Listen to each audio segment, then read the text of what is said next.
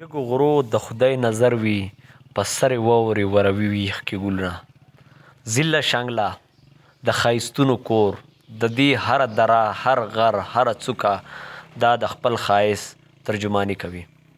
هم دغه شانې په دې لړ کې منګه د زیله شنګلې په رڼا سر کې موجود یو.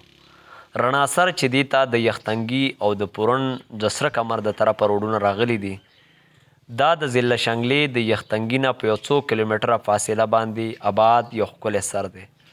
او د یختنګي او د قلور په منځ کې آباد دی. هم د دغه سرونو باندې سیلګري چې دي هغه قلور سر او سفري سر ته هم ځي. رڼا سر د بارام درې د کلي سره نږدې آباد یو ښکلې علاقه ده چې ډیر زیات سیلګري ځان ته راکاږي، ځکه سړک ورته رسېدلی دی او سیلګري په مختلف موسمو کې کاغه ژمي کې یقینا راتله ګران وي، لیکن اوړي کې بیا هم ډیر زیات سیلګري د دې طرف ته راځي. اوچت په دنګو غرونو باندې مشتمل دا سر یقینا ډیر زیات د ښکلا حامل دی او په اوړي کې دلته خلک د کرکټ مقابلې هم کوي او د هغې سره سره د لرې پرتو علاقو نه خلک د سیل دپاره راځي